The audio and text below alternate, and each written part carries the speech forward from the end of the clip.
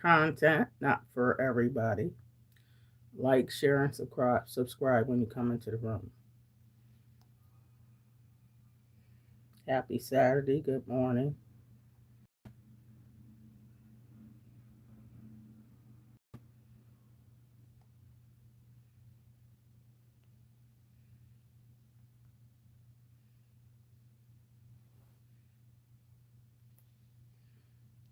Good morning.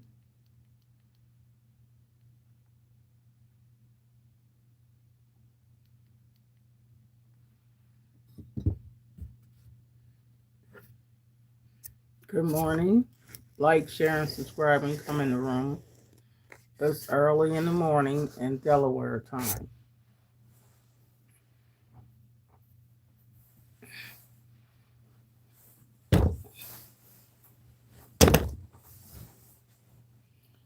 Good morning. Good morning. Good morning. This is Great Grandma Donna coming live to you from my woman's cave room in Wilmington, Delaware. I just so happen to love leopard. I know my little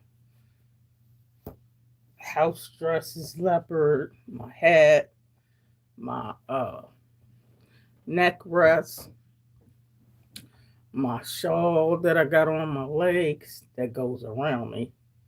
It goes around me, but this is my shawl. Goes around my shoulders and stuff. But this is leopard. This keeps me warm. This goes all the way around me. And then my baby. I love leopard, y'all. I love leopard. Love it, love it, love it. Okay. That's what I love. Love me some leopard, y'all. Love it, love it, love it. And my woman's cave room, let me show y'all. I have leopard stuff all around here. On the walls. You see on my walls, I got the theme colors. Okay, that y'all see that Great Grandma Donna got leopard. Some type of stuff that got to do with leopard all around in my room. This is my woman's cave room, y'all. Just thought I'd show y'all this. It's early in the morning. People probably still in bed asleep.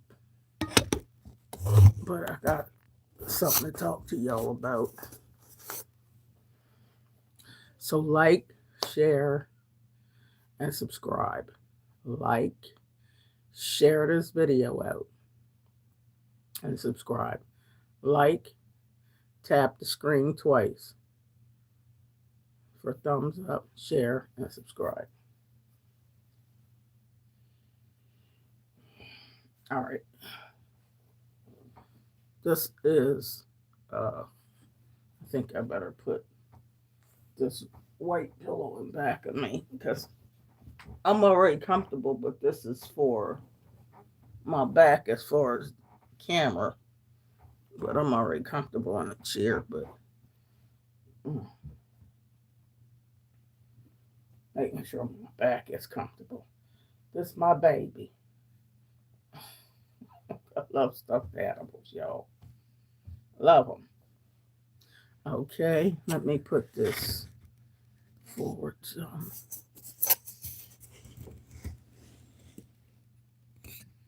Okay.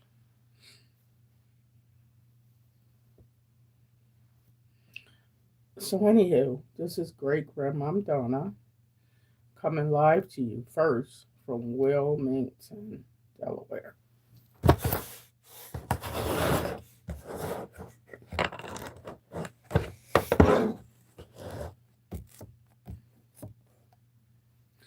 This is Great Grandma Donna coming live to you from Wilmington, Delaware.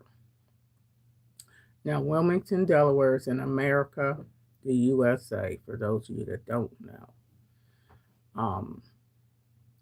It's a small state, the second smallest state next to Rhode Island in America.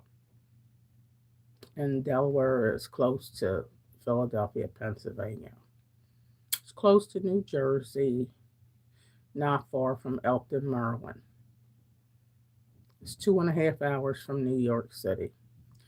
Just to give you an idea of where it's at. This is northern state, not southern, so I'm not from the south, I'm from the north. And I'm age 64. Age 64.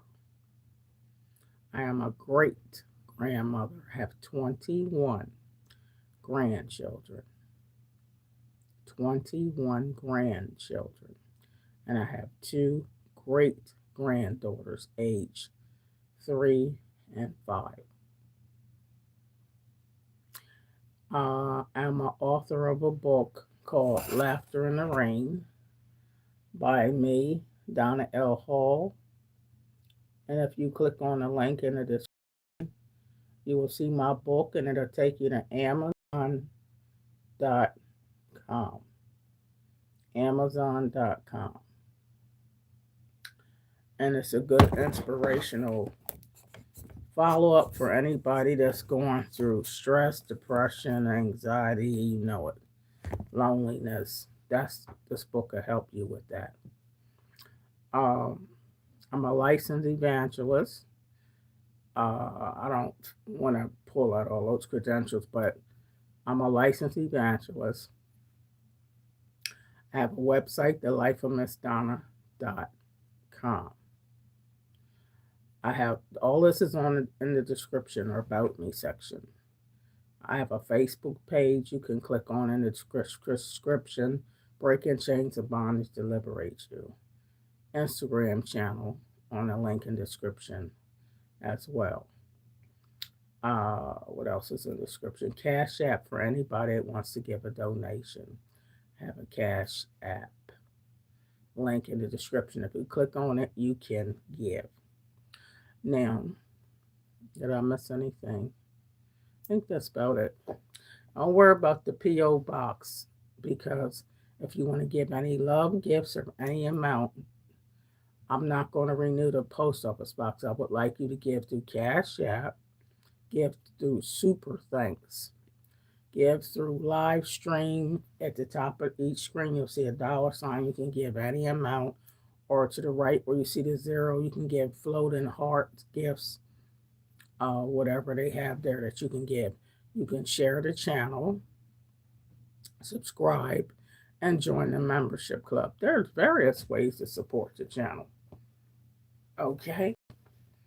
But I would love for you to share the channel. Not just subscribe, but share it with other people. There's a lot of people that need to hear what I have to say. I'm 64, so I done been there, did that, done that.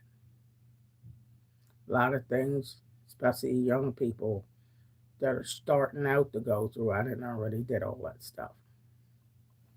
So this video is something I need to talk more about, because I'm very experienced to talk about it. Okay? Now, this subject is PG13, meaning it's not for kids. No children. This video, so if you're a child, I don't want you watching this video. This might be for your parents, okay? Your grandparents. So, I'll start by saying, when I was a young child, real young, we talking about maybe 4 and 5 years old,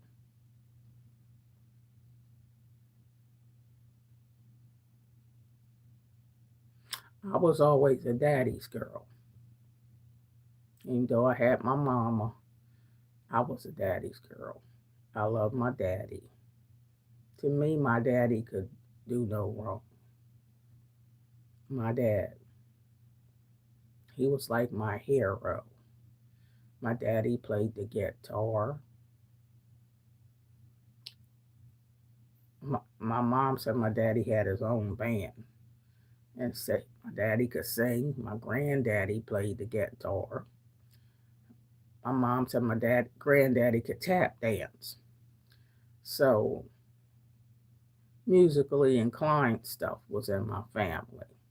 I have a keyboard and a guitar over there that I need to learn because of my daddy. I love my daddy and I miss my daddy. But my dad died at age 42 from alcoholism at a very, very young age. But I miss my father. But back in the day, when I was young, uh, there were people, that come into the house. You just a kid, so you don't know everybody that comes into the house. Because we kids were, back then, we had no cable. Not when I was a child. There was no cable TV. There was black and white TV just getting ready to turn into color TV. So cable wasn't discovered yet. We had antennas. If you guys that are older enough can remember antennas where you got channel 3, 6, 10, 12, PBS. And if it was a VHF, you had a special TV if you can get it with the antennas. But anyway, my mom had 7 children, 3 miscarriages, and 1 child. She said died when she was only 3 months old. So my mom would have had 10 kids, really, or 11. And my grandmama had 13 kids. So we come from a rather big family. Rather big family. But anywho, when I was young, at some point of my childhood, there were men that came around,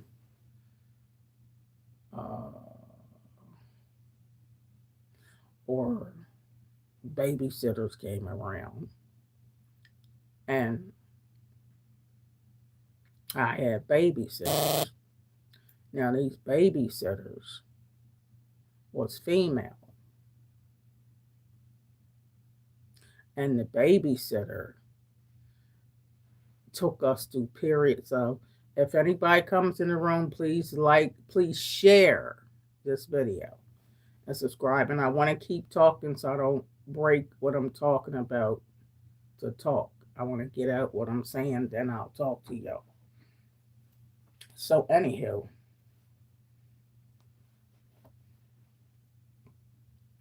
there were babysitters, and let's just say the babysitters was female. I don't believe there was any male babysitters. But it was just one babysitter that I remember used to always fondle me. And she laid me in the floor, and do things that she shouldn't have been doing to me as a child. And I'm figuring out, why is this babysitter touching me inappropriately as a child? But of course, it seemed like I couldn't have been no more than 5 years old, 4 years old, 5 years old when this was happening.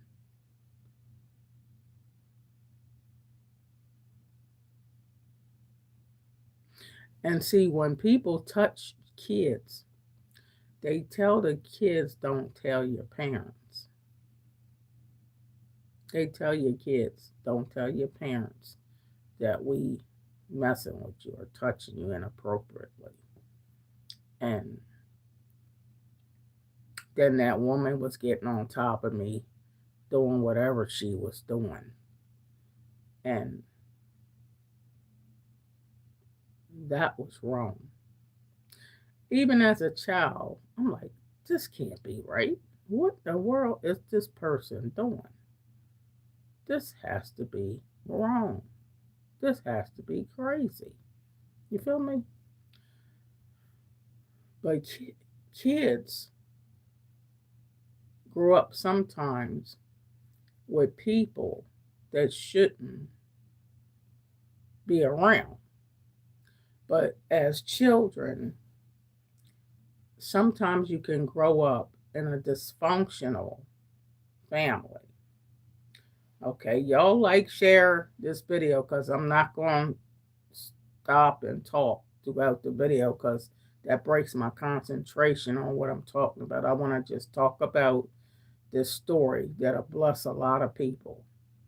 That's why it's called PG13. Sexual dysfunctions. The sexual dysfunction. The reason why a lot of people are sexual dysfunctional or you sexual promiscuous. Can I keep it real? I want to keep it raw real. I ain't even going to read the comments because I want to be real on this video. Okay. A lot of people are sexual dysfunctional. Sexual dysfunctional. Now, back in the day when I was a child, it was this babysitter. And she used to get on top of us. I found out later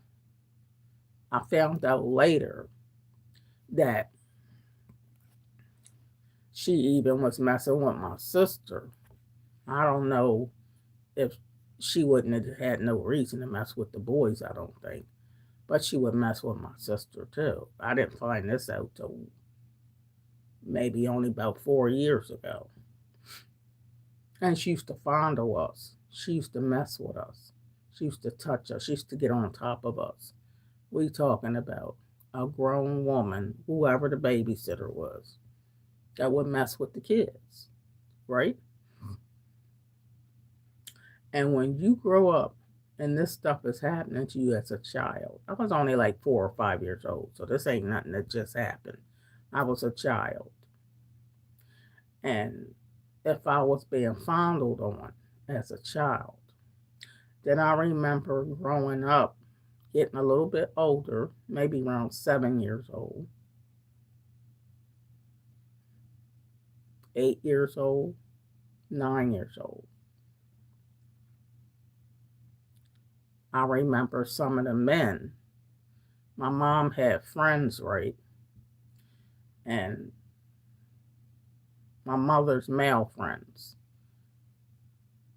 And even though my mom and dad were married, they didn't have the ideal marriage, even though daddy took care of us, the family.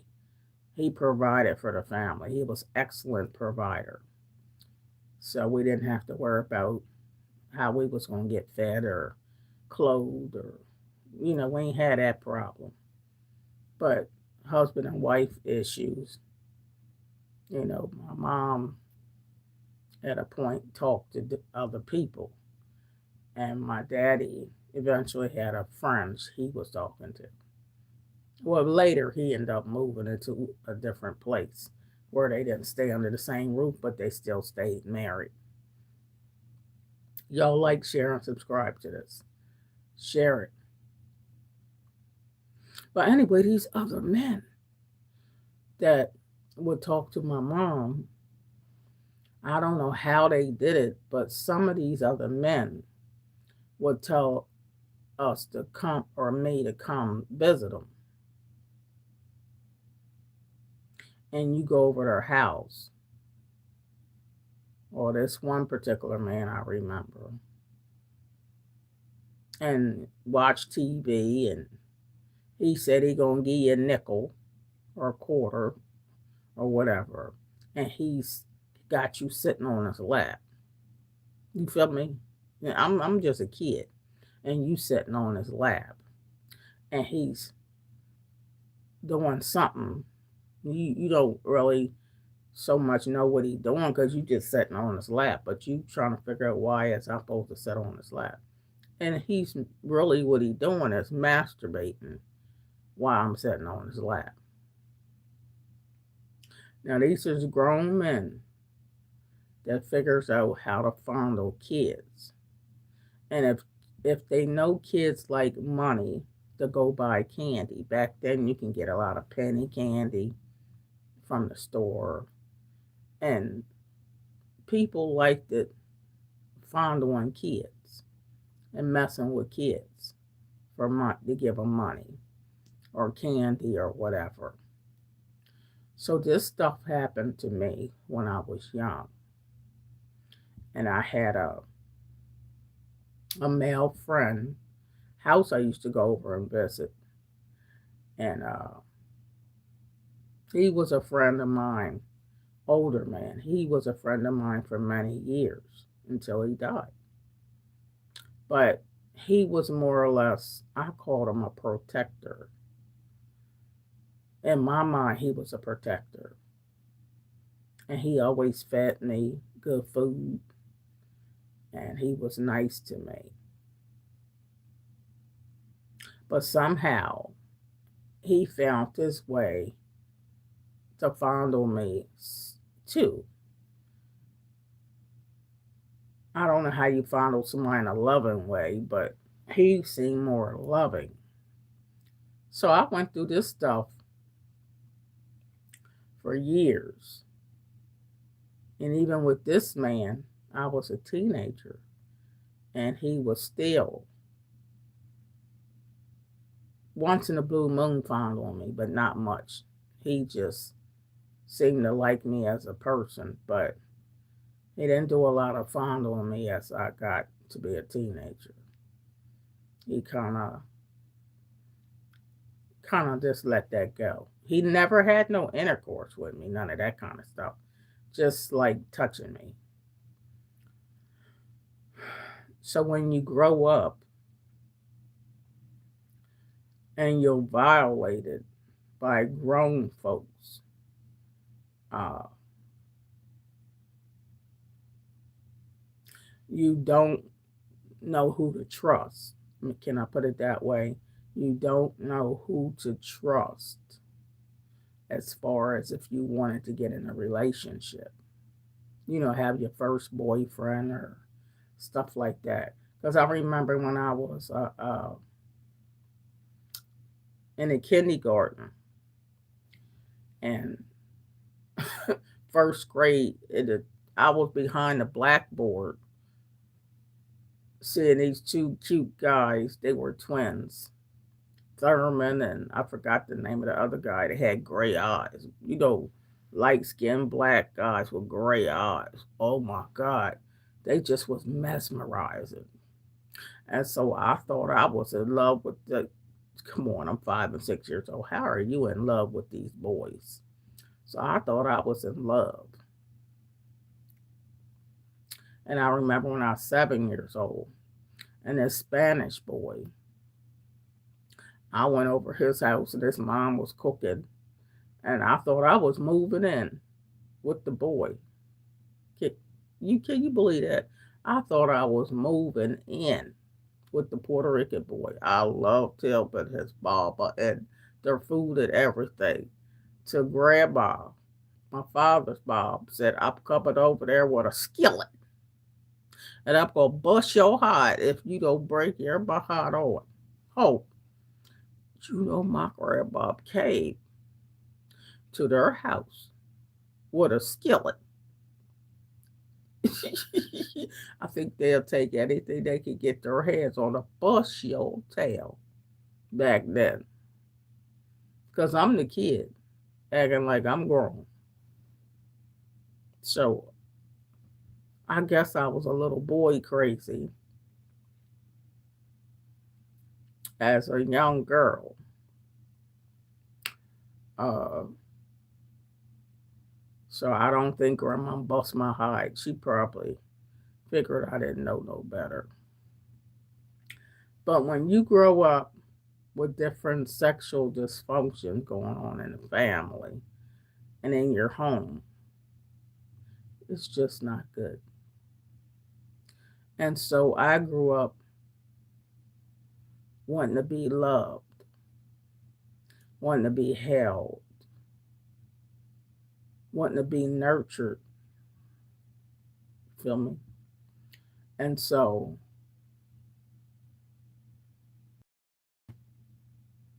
you'll eventually grow up looking for love in all the wrong places, looking for love. So you think you looking for love. And my mom did send us all to church. That was the good thing. My mom sent us all to church. All her kids had to go to church. We had to go to Sunday school. We had to learn the Sunday school lessons. We had to all go to school and do good in school, or you going to get your butt busted. So I loved the church, and church became a sanctuary for me, a sanity for me to get out of the home, to get away from certain people. And so I loved the church as a child, and I loved God as a child. So what I would do was always talk to the Lord. And I talked to the Lord about all my problems and everything I was going through, everything I was facing. And the Lord became, at that as a child to me, he became my best friend. Yeah. And so I loved God as a child. But I knew I was going through stuff as a child that I didn't understand and I didn't like. You feel me? And so I always ask God a lot of questions of why does people not show genuine love? And why do people do certain things they shouldn't do? And why? Asked a lot of why questions. And in my mom's house, if you didn't do what you was told, she gonna whoop your tail. So you might get a whooping sometime, not knowing why you was even getting a whooping. So I knew at times to not get one was to be a good kid. Go to church, go to school, get your education, and do good in school. So I liked the school. hmm I liked it to learn. I didn't want to talk a lot because I seen and experienced a lot of stuff that I didn't tell my parents. And so that's when I learned to be a writer. I would write down my feelings. I would tell the Lord about what I was feeling. I wouldn't tell a lot of people. Kept it to myself. So remember, watch your children. Kids keep secrets. I would write down my feelings, but I wouldn't talk about it. I wouldn't tell my parents what I was going through. I didn't want them to know what I was going through because I would felt like I was the one in trouble for people doing what they was doing to kids. You know how a kid, I think it's their fault. So anyhow,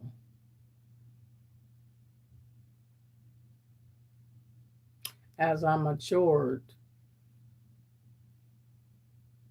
I just kept going to church, singing in the choir, loving church, loving God, loving Sunday school, I loved God, the feeling of God being in my life, God being around me.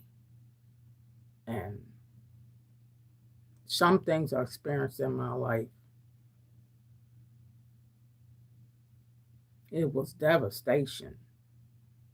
I went through some devastating stuff where I was like, I don't know. I don't know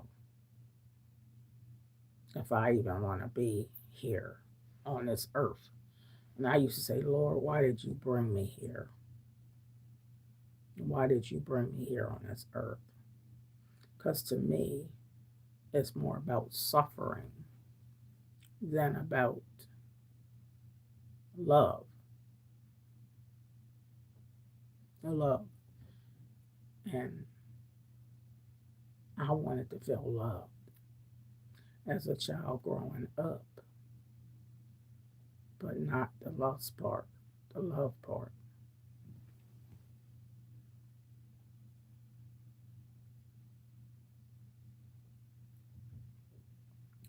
But as a child growing up, the Lord would always allow me to feel His love. But I'm like, how come I can't feel it in people? I knew God loved me, but why people act the way they act? Why do people do things they shouldn't do and say things they shouldn't say? And so in the home, Daddy always went to work.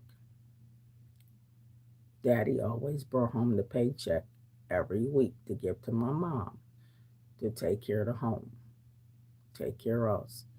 My mom always bought us clothes and Easter. Back then we got an Easter basket and Easter candy, jelly beans, and all that. And we always got presents for Christmas and got something for our birthday and Valentine candy for Valentine's Day. And so my mom celebrated all holidays, and the kids always got something. But we knew to do good in school. You had to do good in school and in Sunday school and church, or you going to get your behind whipped. So we learned to be good students. And I had a brother that was only 10 months older than me. And my mom said he always drank my bottle, so I was frail and skinny. I know you can't believe that. I was frail and skinny. Couldn't even hardly walk. I was so skinny. He drank my milk up. I was allergic to, I was allergic to formulas, allergic to milk, allergic to all that stuff. I don't know if my mom tried to breastfeed me. I can't even tell you. But she said I was just frail. But my brother was drinking up all my milk. So, anywho, as I got older, I was in middle school, 6th grade, 11 years old. I do got a picture that I could show y'all if I haven't already showed y'all on my community spotlight section post of when I was 11 in the 6th grade. Little old thing. I was a little old puny kid. And the teachers loved me, because I was taught to do good in school. And in church, I was a good girl. Sang in the choir. I was just a model kid. Loved church. Kids and students loved me. I was always a person wanting to share. See, y'all getting to learn something about me. I always wanted to share. Give candy to the other kids and share if they needed something. I'm always the helper, always the good kid. So I like that, being a good person. And I was always a good person. And when I got to be 8th grade, 7th and 8th grade. I had a little friend. Well, they lived right across the street from us, so my mom knew the mom. Guy, go to the little prom when you're 13, 12 and 13. You know, your school prom. Hawaiian. And the guy, I thought I liked him, but not in love. We went to no love. But yeah, he was cute. And went through my little things you go through with kids. But anyhow,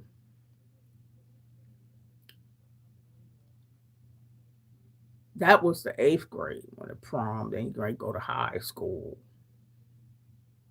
Now, mind you, I'm still going over to this older man's house. And he was nice to me all these years. Didn't touch me too much, but he was just a good friend. So I was learning to like older people, even when I was a child. And that's something. But the church mother, the pastor's wife, became one of my best friends as far as a mentor. And she helped teach me a lot of things, how to conduct myself and how to act in the church. And so the Lord became a big asset in my life. The Lord became a big asset in my life. And I remember giving my heart to the Lord when I was 12 years old. And I felt like I had to be connected to the Lord. And I even told him when I was 13 years old in the park, I said, Lord, if anything should ever happen to me in my lifetime that will keep me out of heaven, take me before that happens, because I don't want to miss heaven. I don't want to miss you. I don't want to miss your love, because I know your love is genuine. Your love is pure.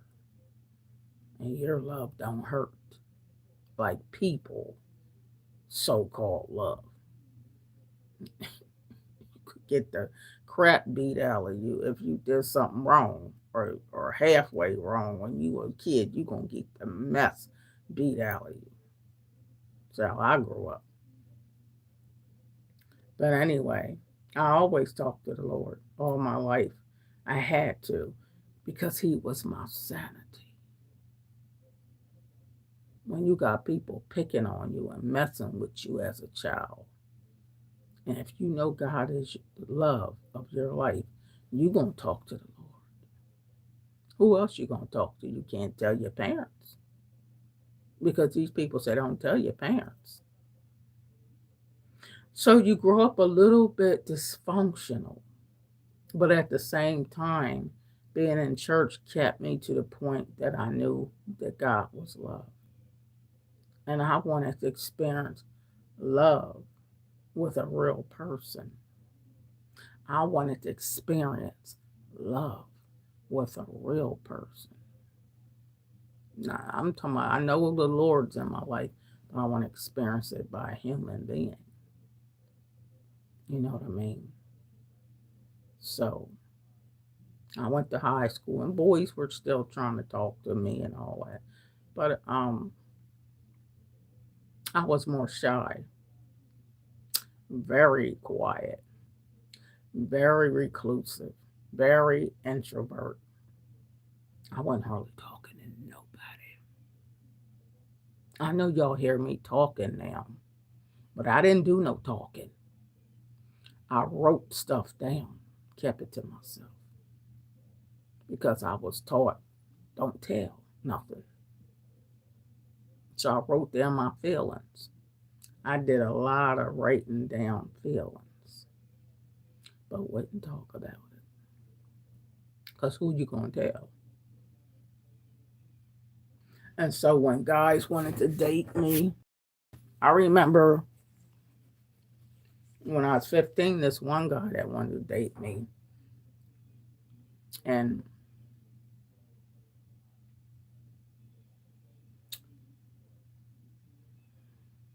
I talked to him a little bit, but mm-mm. I kind of discovered that he wanted sex. I'm only 15. I'm like, I don't want no sex from nobody. There we go again.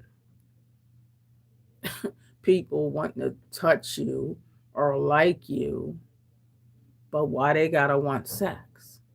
Why you gotta want sex from me to talk to me and be nice to me? Can't you be nice to me without wanting sex? So it made me think that all guys or men or whoever only want to talk to you for sex. Can't you just be my friend? I just wanted friends. I just want to have a relationship with males and females and let it stay like that. But no, don't cross the line for sex. Just be my friend. So, anyhow,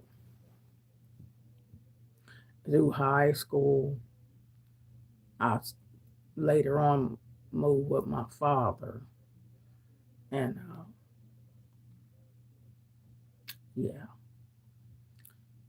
and I, can you believe, was a virgin. I was a virgin. Even when I graduated from high school, I was a virgin. Felt like Virgin Mary. All the boys was trying to talk to me there, but I wouldn't get in no relationship because in my mind, that's all y'all want is sex. That's all y'all all want. You want sex. You don't want no relationship. You want sex. So, and I was quiet in school, and I took up nursing. I wanted to be a cosmetologist though, but I only could pick one or the other. Picked nursing and loved my school teacher. She was Miss Greenwater, and she was a registered nurse.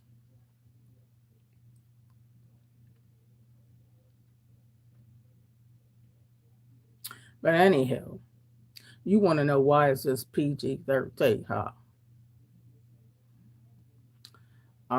The way I'm saying things is coming out a different way than when I started this video. You know why? Because the Lord's leading me what to say and what not to say. So, my daddy said, wait till you graduate from high school and go to college before you start having sex. Because somebody going to try to coach you into wanting some sex, okay? But daddy told me, finish high school first and go to college before you start getting involved because somebody going to want you to have sex eventually and they ain't going to want you to stay a virgin, okay? So I listened to my daddy. Yeah. And so I was a daddy's girl. So I did go to college and worked. Eventually got a nighttime job from 5 to 1 o'clock in the morning. Because even though I was going to college, I wanted money. I didn't want to go no college. I want money. My mom made us get a job. Me get a job at age 14, summer job. So I was used to working and buying my own clothes and paying for my own stuff.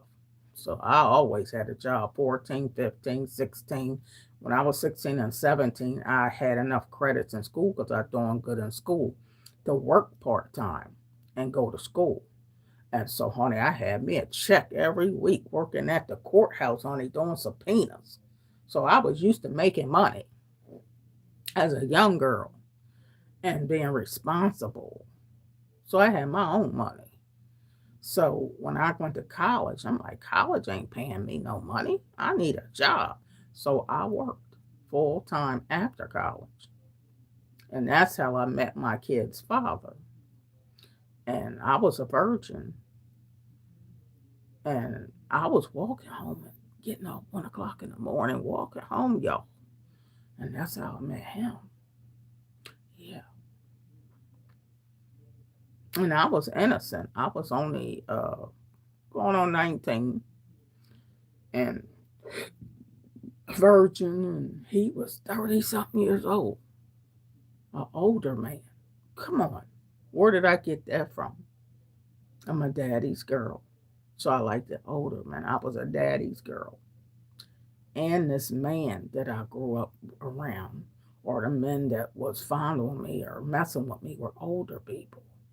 So, and me, my mind, I'm attracted to older people.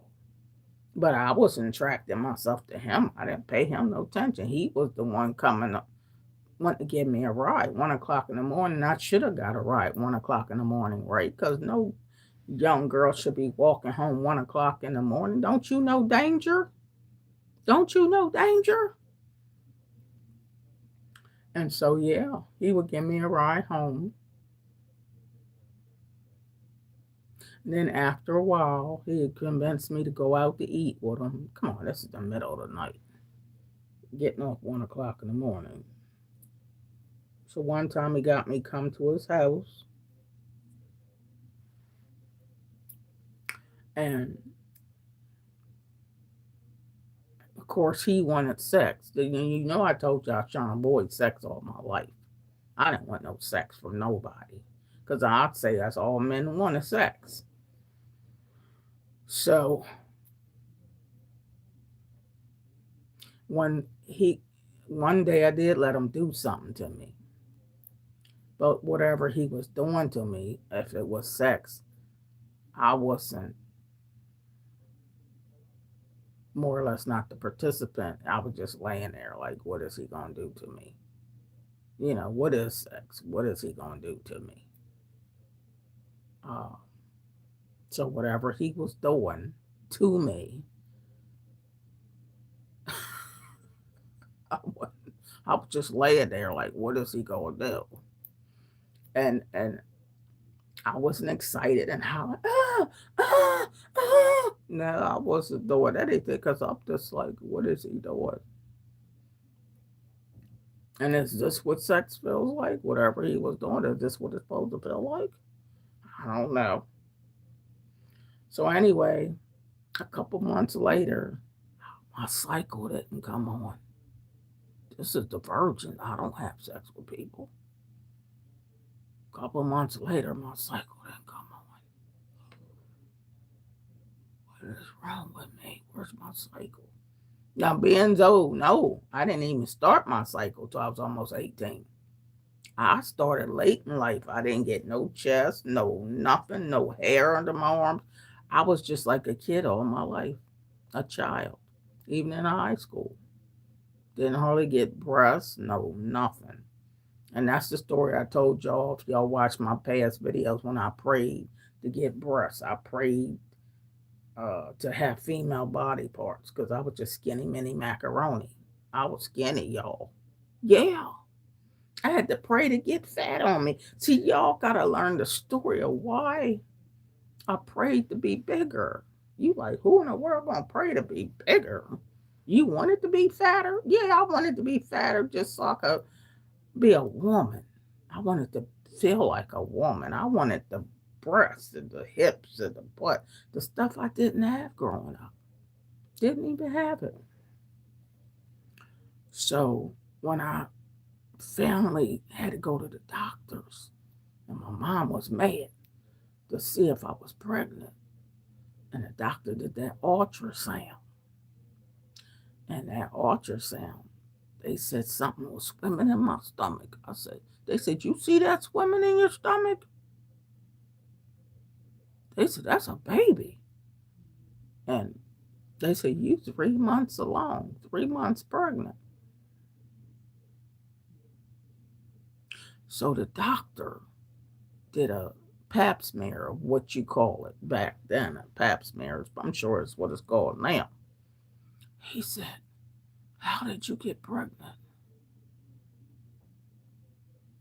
I don't know. You don't know how I got pregnant? He said, I'm asking you, how did you get pregnant? He said, because I'm doing a pap smear. And you know how they have the little instrument, cold instrument trying to put in you. And guess what he said? Your hymen ain't even broke. He said, how'd you get pregnant? Because if your hymen ain't broke, you're still a virgin. Huh? He said, you're still a virgin. He said, when somebody has intercourse with you, your hymen gets broke. That's how we know you had sex, because your hymen is broke and the blood comes out. That's to break your hymen. That's how we know you had sex with somebody. They said, but your hymen ain't even broke. Your hymen is still intact. So you're still a virgin. So they wanted to know, how did you get pregnant? What did they do to you that you still a virgin? I said, I don't know. They did something to me. I was just laying there and they did whatever they did. Well, he must have was laying on top of me, and maybe he got hard, and maybe some of his semen got in me, but he must wasn't hardly having sex with me. But some of it got up in me, in order for me to got pregnant. But it must wasn't no hard sex or no boom, boom, boom, boom. Wasn't none of that. Because remember, I said I didn't even have a reaction. I didn't feel anything. I didn't know what was I supposed to feel if I was a virgin. I didn't even know what I was supposed to feel. I had no idea what I was supposed to feel if I never had sex. What am I supposed to feel? I remember people fondling me as a child and touching me, but this wasn't no intercourse involved. So when the doctor said your hymen ain't broke, I'm like, I don't know what's a hymen. So you cannot see that I was so naive. I didn't grow up learning about condoms. I didn't grow up learning a lot of stuff. So I was naive to sex. I just knew sex wasn't love. And why do people want to have sex with you? Why is everybody trying to coach me into wanting sex? I don't want sex. I just want a friendship and love. And sex comes some other time. You feel me? Because I felt like if people fondling you, they want sex. And I don't want no sex. So anywho, being as though I grew up dysfunctional is what I'm trying to tell y'all. I grew up dysfunctional. And my kid's father, obviously I got pregnant even though my hymen wasn't broke. That is one for the record book. How did you get pregnant? Do y'all know people that got pregnant in your lifetime but their hymen was never broke? How's that happen? I felt like Virgin Mary. Like the baby leaped in my womb, leaped in me. Because if your hymen ain't broke, then how'd you get pregnant? That's what the doctor said. So, anywho,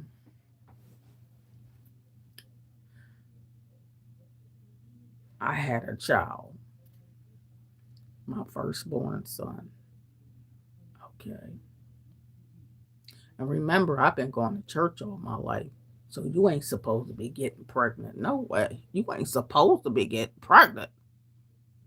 You living for the Lord. You ain't supposed to be letting nobody get you pregnant. And that's what the ladies told me in the church. You ain't supposed to be letting nobody get you pregnant. Okay? You supposed to be saved and living for the Lord.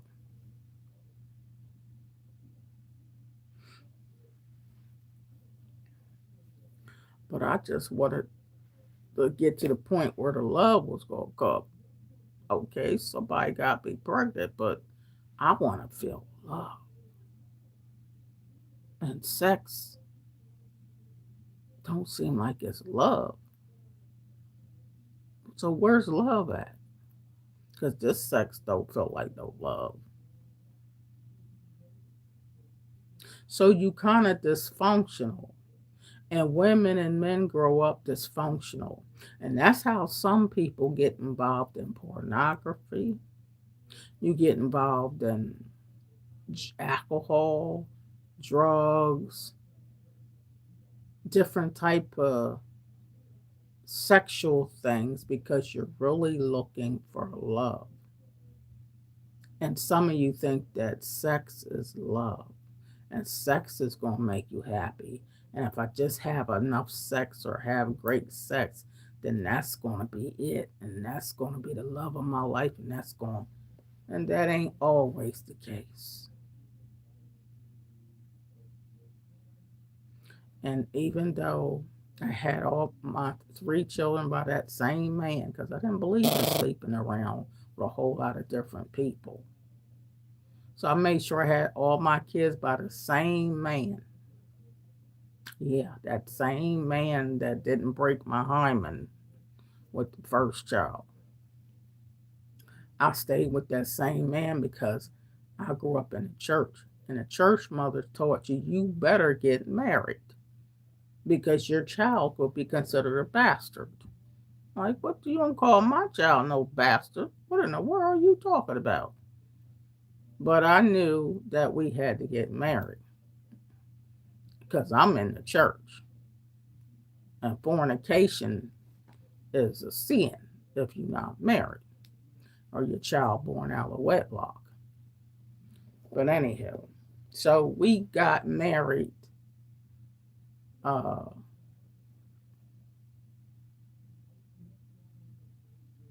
yeah, we got married before I had my daughter or after I had my daughter. Before I had my daughter, probably. Yeah, before I had my daughter, we got married. Yeah. So anyhow, he did marry me, but I remember laughing the whole time I was saying the wedding vows to him. It was a joke. I laughed, and every time they asked me, "Do you?" like a spirit of laughter came over me, like it was just a joke. I don't know why. I can't tell you this day. I laughed and laughed and laughed, like a spirit of laughter came over me, and I laughed. I don't care what they asked me to say. I laughed and laughed and laughed and laughed. And we went to the Justice of the Peace, not a church. And I laughed hysterical. It was just a hysterical laughter came over me. Like I didn't take the vow seriously. I don't know. But we got married. And a month later, he pawned my wedding ring. I'm telling you, he was 30 something years old. I was the kid. I didn't know. So he pawned my wedding ring, talking about, it was just a mess. I can see why I laughed the whole time.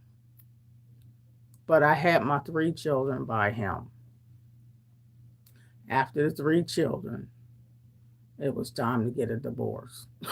Just like the whole marriage was a joke. Not for me, because I abided by the wedding vows and do the wifely things you're supposed to do. Now, I did the wifely things in church and God and brought my kids up in church and all of the right things, but he didn't live that lifestyle. He lived another lifestyle of, of sin and seeing women on the side. And I ain't even going into all that stuff. But the judge said, "You going to get the divorce because this man is not doing you right or your children." So yeah, that's the phase one of my life up until having my children. And I remember when that last child came out, I told him, "Cut." I was only 23 years old. I said, "Cut, tie, and burn my tubes because I don't want to near another child by nobody." At 23, I knew I was done with children, having children. And I loved my children, spoiled them, about gave them whatever they wanted. I did. I loved my children. I loved them, treated them well because I had to think about some things happened to me growing up. So I kind of sheltered my children from people because I didn't want nobody messing with my kids like I was messed with.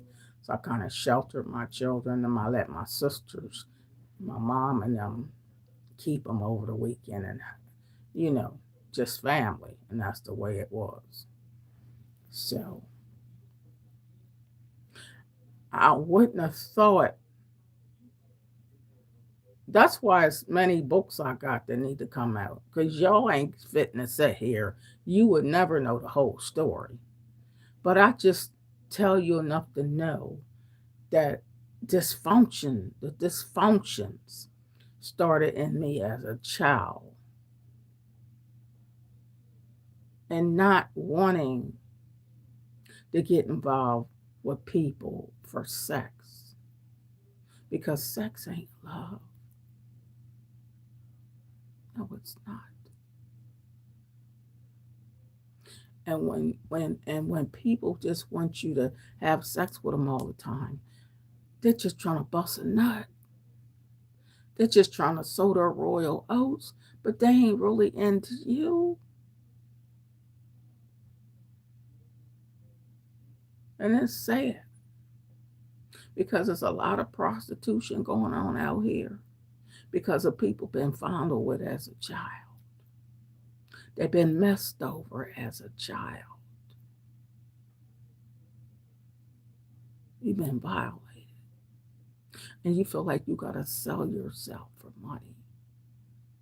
Well, a lot of that stuff started in you as a child. Because that ain't love. You ain't got to pay no bills to somebody going up in you. That ain't how you pay your bills. That's not how you live your life, letting people go up in you. You got to love yourself. To know to let a man and a woman violate you and make you feel like sex is love. No, it's not. Because they're going to have sex with you and the next person and the next person and the next person and the next person. Because a man can ejaculate and have sex with you and don't care nothing about you. You just a piece of flesh.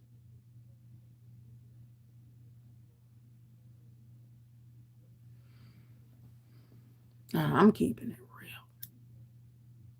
I told you I'm one of the realest grandmoms on Facebook. I'm the real great grandma Donna on YouTube streets. I'm sharing part of my journey to help somebody that's listening that's going through this stuff. And you don't know why you sexual promiscuous. You don't know why you got to have sex with every man you meet. You don't know why you, as a guy, got to have sex with every woman you meet. And I get it. A man is the hunter, but you ain't got to go up in everything you see. Have some respect.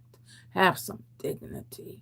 Have some character. That's how you want your children to act. Like you want your sons to go up in every woman they meet.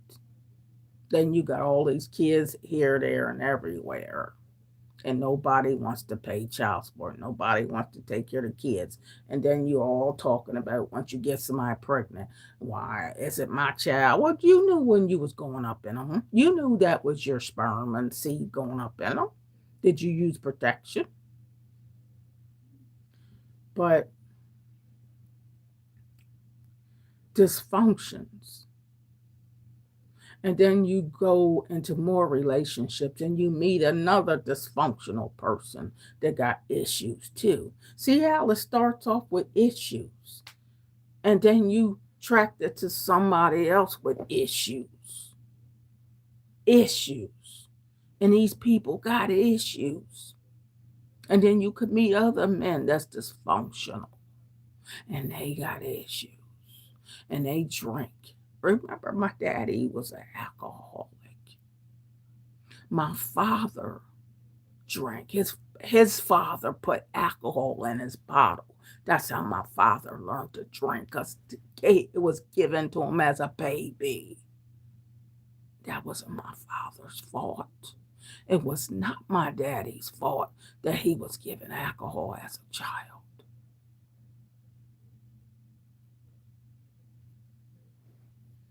And you wondering why some sons, this generational curse of all the sons, and everybody's drinking liquor. Everybody's a drunk.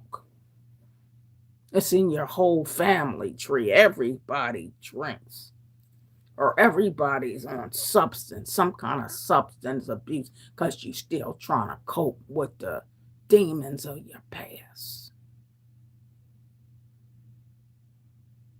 You kind of keeping a lot of things a secret that might have happened in your past, and you don't want nobody to know the secrets that you carry to your grave of what happened to you. And some of the things you do is a product of your childhood, but you won't tell nobody.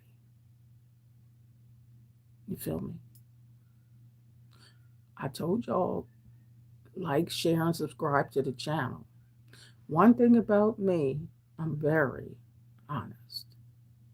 If I can help you. And so I got in these other relationships.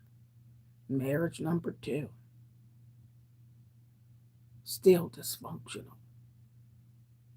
Married somebody I felt like I could take care of.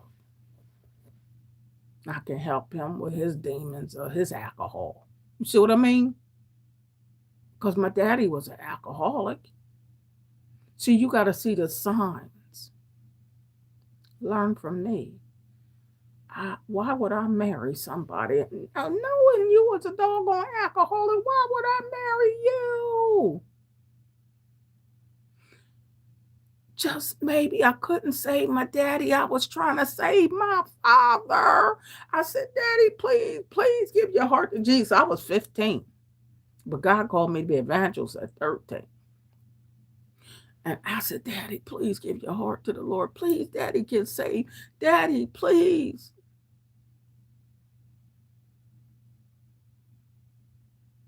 So here's this other guy. And I see that he drinking. He just said he had mayonnaise sandwiches. And I'm like, oh, I can cook him something to eat. And I can help him to eat right. And I gave him a good meal. And he drinking. And I'm feeling like I could save him. And I can help him stop drinking. You can pray for him, but you can't save them. Only God could do it. But you trying to save them.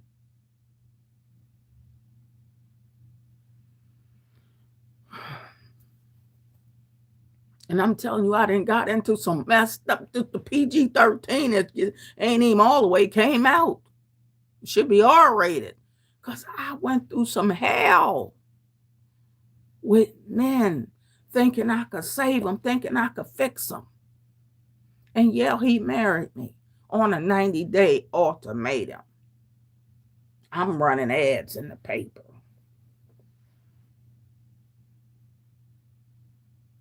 But I should never marry them. But yeah, I had to marry them because you still go to church. You gotta marry and not burn in the lust of the flesh. So you gotta marry.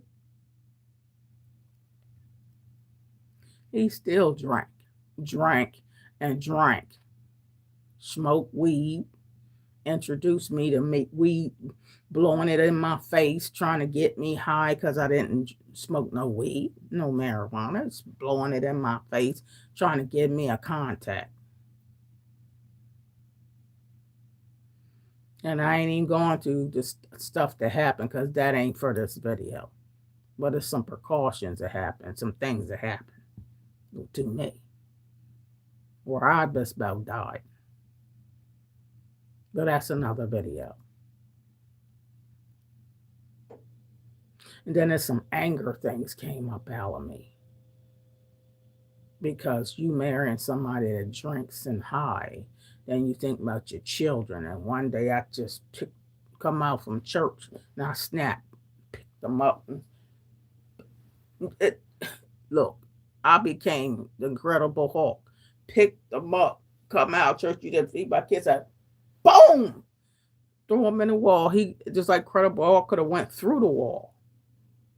And my kids running out the room, thinking somebody did something to me, and they seen that it was the other way around. They like, oh, how did you pick him up?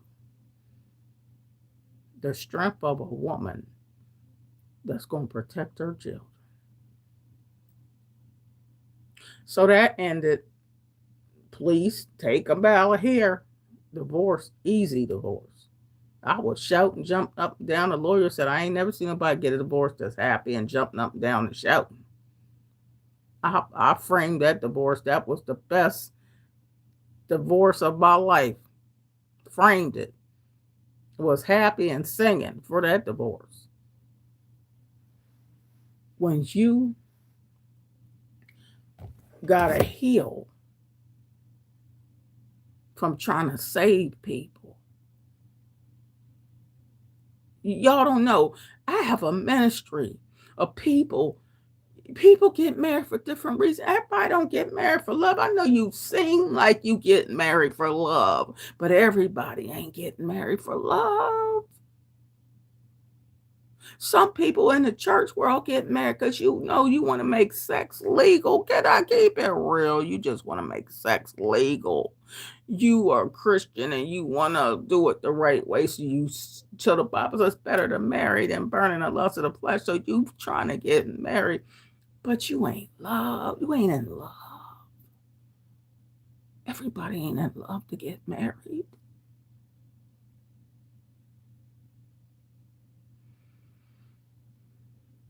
So now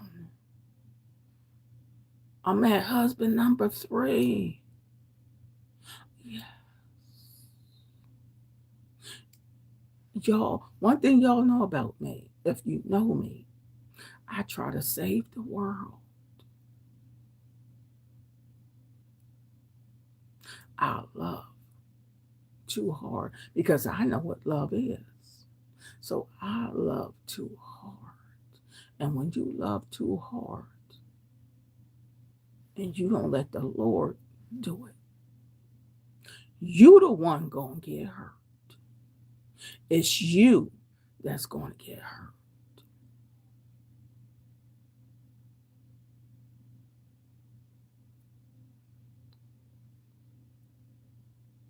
So the last husband is the person I'm with now.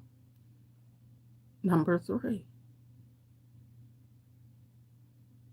And I seen his dysfunction from the beginning. I'm running out of my job trying to go get a salad, and somebody said he was this was a prophecy given to me before I seen him. And they said, I got off the bus one day and they said, you're going to meet your husband in a couple days. And I'm like, what is he talking about? Of course, I didn't know the person said that. And then in a dream, y'all can analyze this dream yourself. So in the dream, I dreamed of somebody's eyes. All I saw was their eyes. Just guy's eyes, but I couldn't see his face. And the dream just said the eyes are a window to their soul. Their soul. I could see their eyes, but when I look through their eyes, it's like you see water. You can see through them. I don't know if that's a gift God gave me later. I don't know. I can't explain that. Some things I will never be able to explain to you guys. So when I ran out my job to go get this salad before this place closed, I ran smack, boom, into this guy and said sorry because I didn't intend to run into no guy. So you gonna say you sorry if you run into somebody by accident. And when I looked up to look to see who I hit, this reminded me of a scene in Color Purple, silly. When I opened my eye, remind me of Color Purple. Looked into the eyes of the person that I hit by accident, ran into, looked into his eyes. And I said, I saw your eyes in a dream. They was the same eyes, honest to God. They were the same eyes. The eyes are the window to the soul. And I could see right straight through his soul. I didn't even see him. I saw through him. That was scary. Because in a dream, I only saw the eyes. And when I bumped into him, to me, it was by accident because I said, I'm sorry. And I saw those same eyes. Never saw the face, but the eyes. I said, I'm so sorry.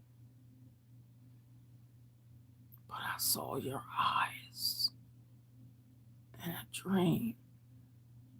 It reminded me of the movie Clash of the Titans. I love this movie to the 10th power. Clash of the Titans.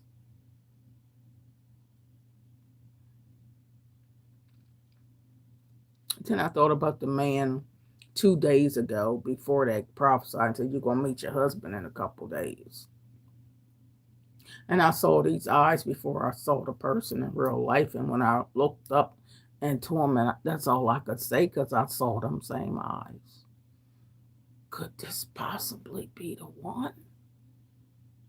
Why did I see his eyes in a dream? Why?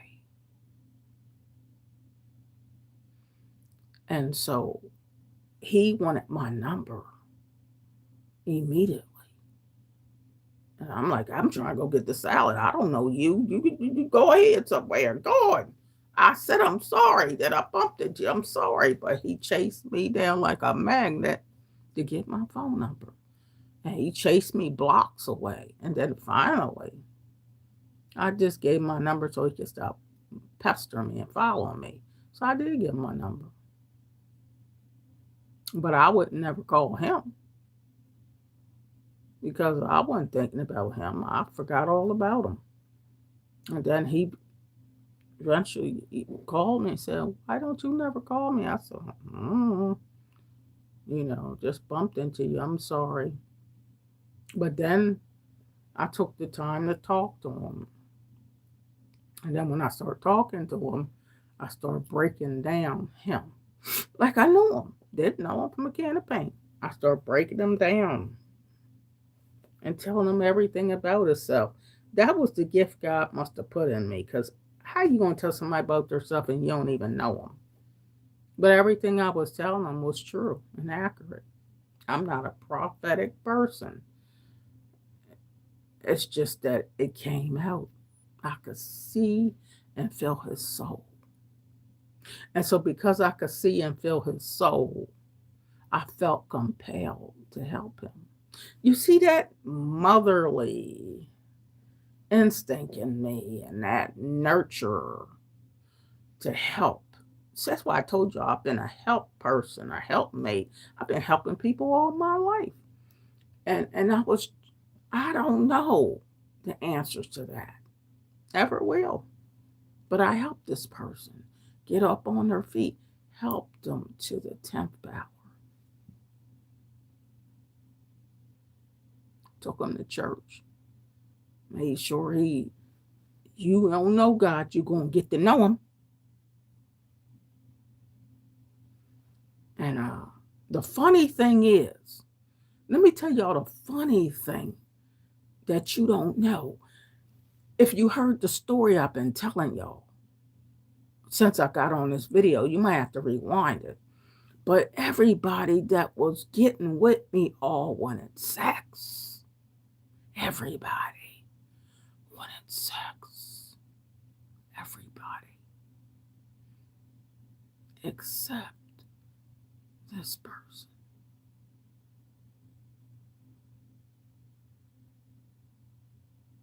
This person ain't into me for sex.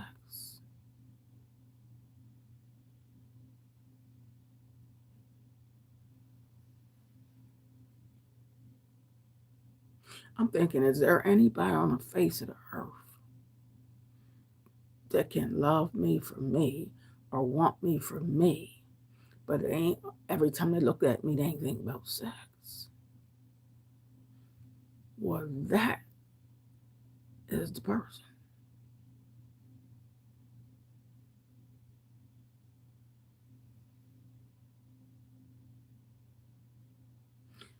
He don't ask me for sex. I ask him for it. He ain't.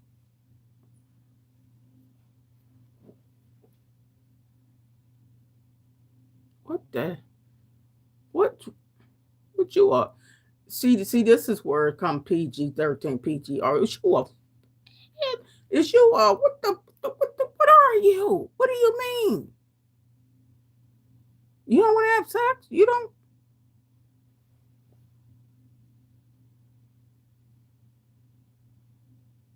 You gotta be a. Was you gay? Is you? Why you don't want sex? What the?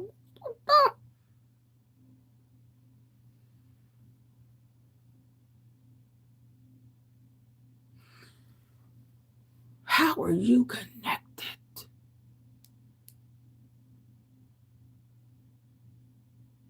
Because you done met somebody that's dysfunctional, just like you were in your past.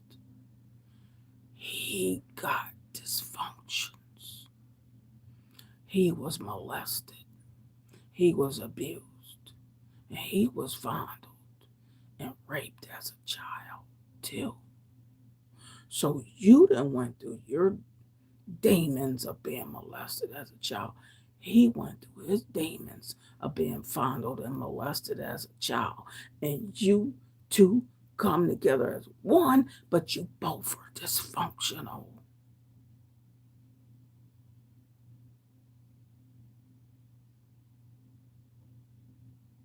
You didn't want nobody to mess with you sexually. He didn't want nobody to mess with him sexually. You both got one thing in common. You both want love, not based on sex. He wants love, not based on sex, because he was violated. You've been violated. So welcome to finding or discovering a male that's been violated too. How many men do you know that have been violated sexually, but they ain't going to tell it? They ain't telling nobody that you were fondled, you were raped, you were abused, you were molested as a child. Oh, Donnie McClurkin tells the story. Tyler Perry tells the story. But who else do you know is going to tell the story?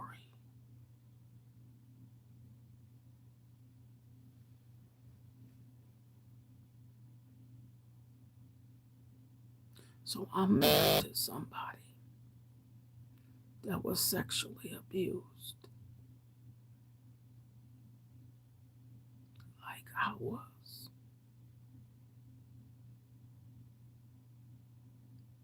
And he wants a woman, but he don't want them to be begging and begging for sex or jumping.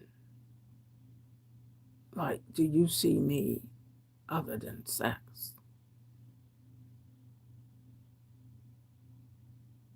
And so, you know how you ask for something. I want somebody to love me, not just for sex. And then you see somebody that would have loved you, but not for sex. And you thinking, that ain't what I really meant. That can't be what I really wanted. I want some sex. You gonna give me some. Y'all see the people come with so many different issues. People can be screwed up from the past, and only God can heal you and deliver you and set you free from emotional bondages and mess of the past where you sexually dysfunction. Some of you are oversexed. You can't get enough sex. You want sex morning, noon, and night, the middle of the night. You want sex every chance you can get. And you feel like life ain't nothing till you bust a nut. Whether you male or female, you can be a female oversexed. Or they say you got a white liver. Oh, I know I was told this as a younger girl. You got a white liver. All you want is sex, sex, sex, sex, sex, sex, sex, sex, sex, and more sex, and sex, and more sex, and sex. But all that sex ain't doing nothing for you. You ain't happy with the sex.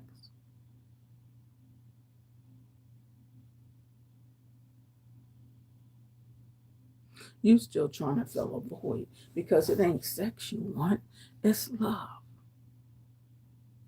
And nobody can't make you feel God's love. People can't make you feel God's love and God's peace.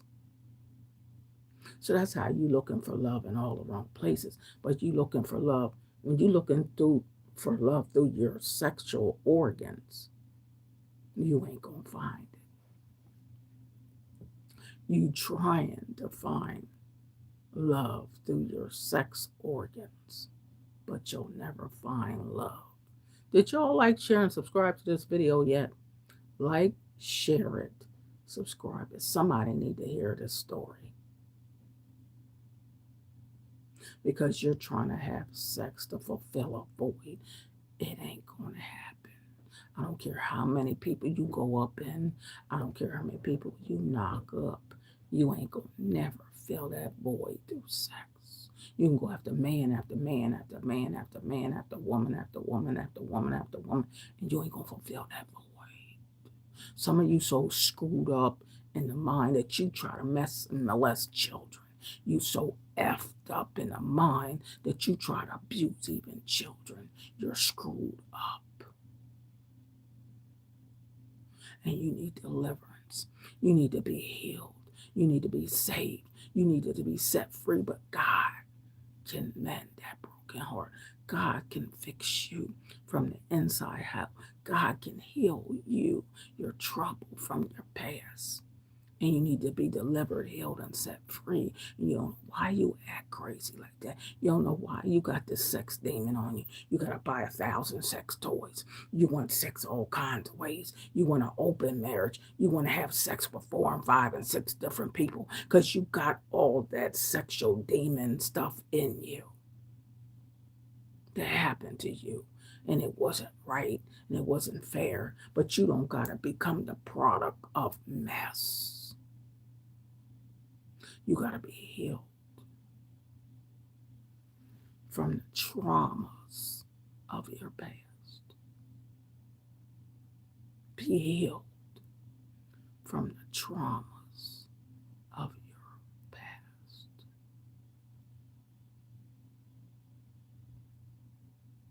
Broken people meeting together, and you're two broken people that both need to be healed.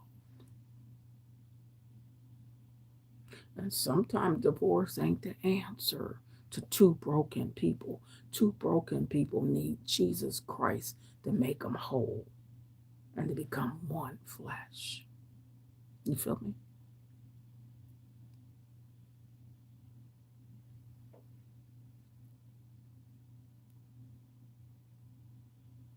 That's why pornography is so prevalent. People are looking to try to heal. Your organs ain't gonna heal you. You jerking off and ejaculating ain't gonna heal nothing.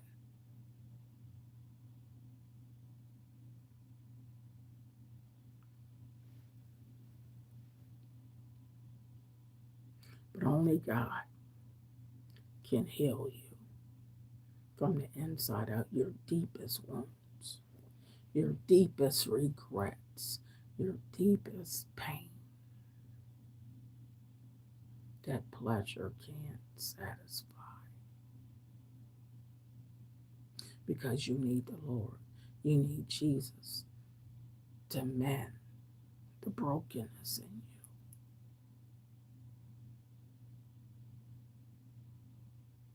Sex ain't gonna fix you. If sex could fix you, why ain't you fixed? If sex was the answer, why you still ain't satisfied? Because sex ain't the answer. You need the Lord. You need to get your act together. You need to confess that Jesus Christ is Lord. Let Jesus Christ be Lord over my flesh. Lord, I give my sex organs to you. That you heal my sex organs. That you heal my sexual addiction, because it ain't working for me.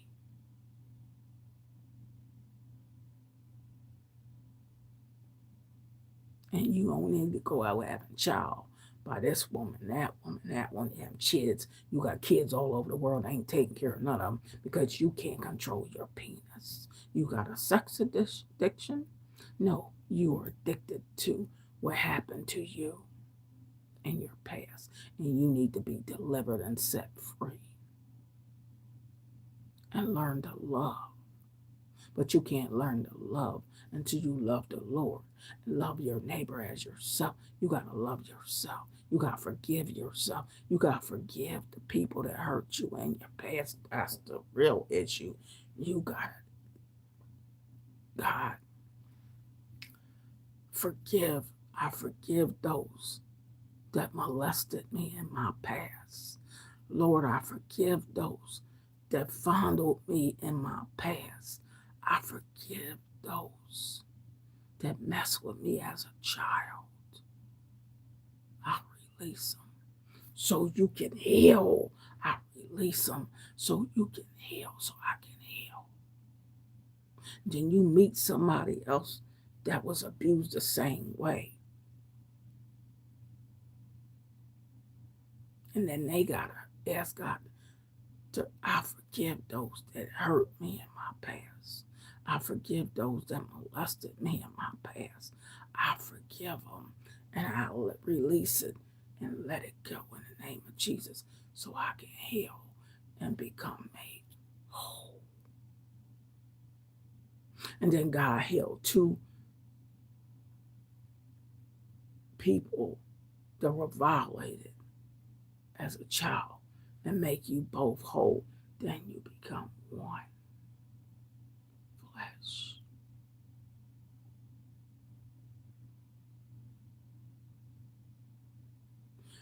Then you can say, I am healthy. I am whole. And I am complete in Jesus.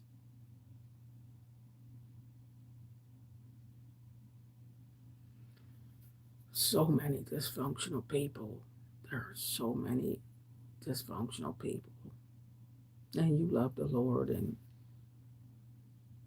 you do the best you can, but you still gotta heal. You still gotta let go.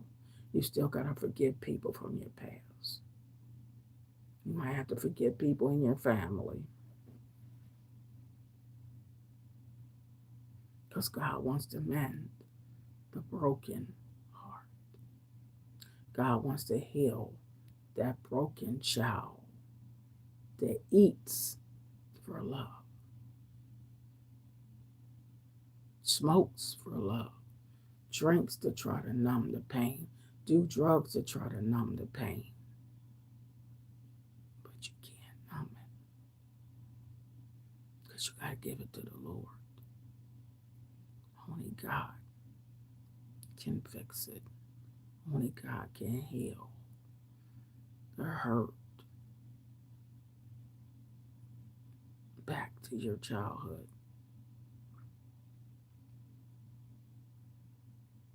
Only God can make every crooked place straight.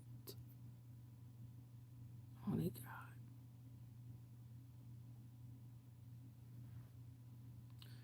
Like, share, and subscribe. Let others hear the story. There's a whole lot of people, millions of people, that know what I'm talking about. But you keep it a secret. You keep it silent. Your molester could have been your own parents. Your molester could have been your uncle, your aunt that molested you. You don't want to talk about it. You want to bury it. Or you decided to bury it. But you got to release it to heal. And you wonder why you have sexual dysfunctions. Why everything you talk about is sex, sex, sex, sex, sex, sex toys, sex toys.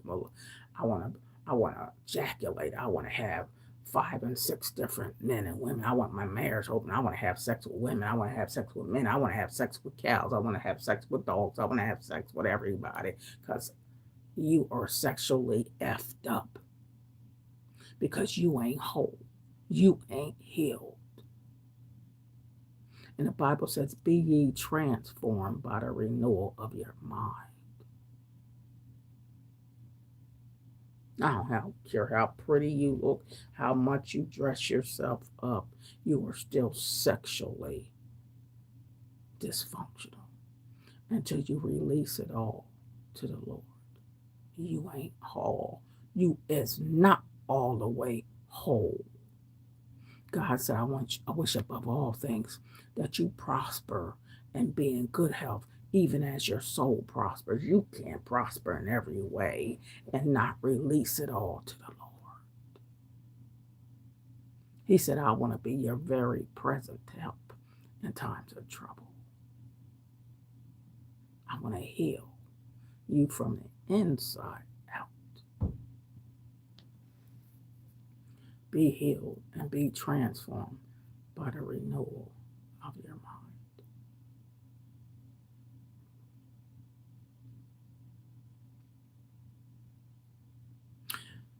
So that's why I was always attracted to emotional, broken people. Because I was still trying to fix people that I could see their wounds. The Lord saw their wounds too, but I wanted to fix their wounds. But they got to cast their cares upon the Lord, for He cares for them. Because hurt people see other hurting people.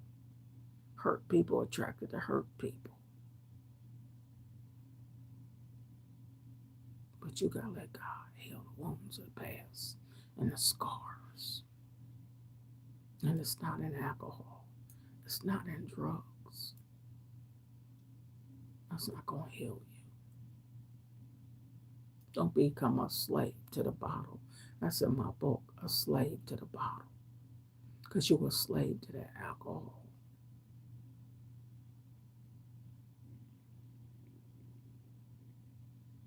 Or you're a slave to sex. You're a slave to pornography. You're a slave to whatever you can't give up. You're a slave to food. You're a slave to ice cream. You're a slave to sugar. You're a slave to crack cocaine. You're a slave to fentanyl. You're a slave to whatever you can't give up. That's not making you healthy, whole, and complete in Jesus Christ's name. Oh, this is tight, but it's right. My ministry is to help those that are hurting. Release it to the Lord and heal from the inside out. I can only tell you bits and pieces of my story.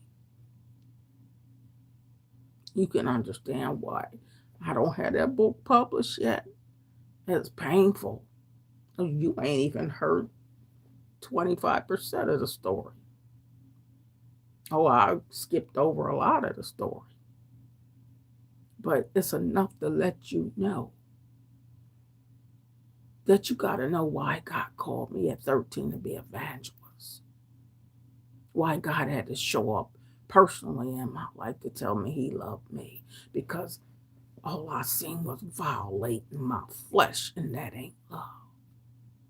Then I had the nerve to meet a husband that was violated too, and he all screwed up and don't know what love is, because you don't want people finding all over you and getting it confused with love, because it ain't love.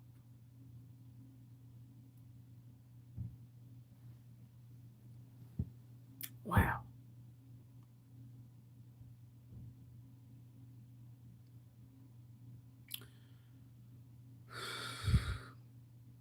That's why They got a lot of trolls on here because hurt people. Because you didn't never turn it over to the Lord. Whatever traumatized you as a child, you still trying to hurt people to cover up who hurt you. In order for you to heal, you got to release the burden. You got to forgive. You got to let it go so God can heal you, so you can become free. Free. I hope watching this video causes you to be free. Free. Who the Son of Man has set free is free indeed. And somebody need to pray this prayer. Lord, I ask you to first forgive me of all my sins. Forgive me. Cleanse me from the impurities that's locked down in me as a child. Cleanse me. Clean me up, Lord. Get all this mess out of my spirit, my soul. I release it to you, Lord. Save me. Cleanse me. Heal me. Heal me from the inside out. Heal all the wounds and heal all the scars. Heal all the pain from the past. I release it to you, Lord, in the name of Jesus. Heal me, Lord. Forgive me. Set me free, God, from all unrighteousness. Heal the pain. Heal the pain. And I release to you, God, all those that hurt me from the past. I release them to you. I release the burden. I release it. Take it from me. I receive your healing. I receive your forgiveness. I receive your love. I receive that you are my King, my Lord, my Savior. I accept you as Lord and my personal Savior. Save me, Lord. Cleanse me. Clean me up from all unrighteousness. Teach me how to love. Teach me how to love. Teach me how to love the right way. Teach me how to love without using my organs, my sex organs, as a tool.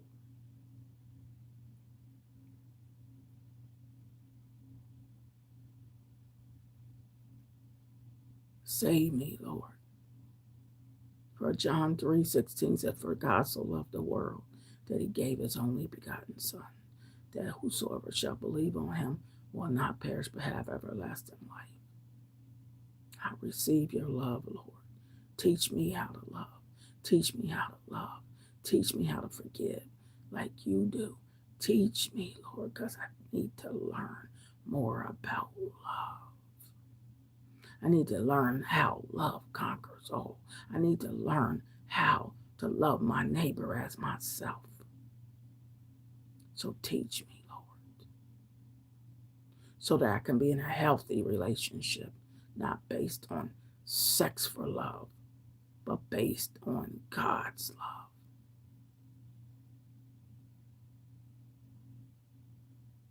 That I can love that person because you love me. And not to see that person as a sexual object, but as a human being that has needs and desires, and they're all not sexual related. Thank you, Jesus, for saving me. Thank you for renewing a right spirit within me. Thank you for healing me from the inside out, that I can say I'm healthy, I am whole, and I am complete in Jesus Christ's name. Amen, somebody. Amen. And after you prayed that prayer, God heard it and receive healing and receive wholeness and share this video with somebody else, because somebody else needs to be healed. Somebody else needs to be whole. Somebody else needs to be set free from the inside out. Be ye transformed and renewed in your mind. I love you guys. All I want you to do is share this video so somebody else can heal. Okay? God bless you.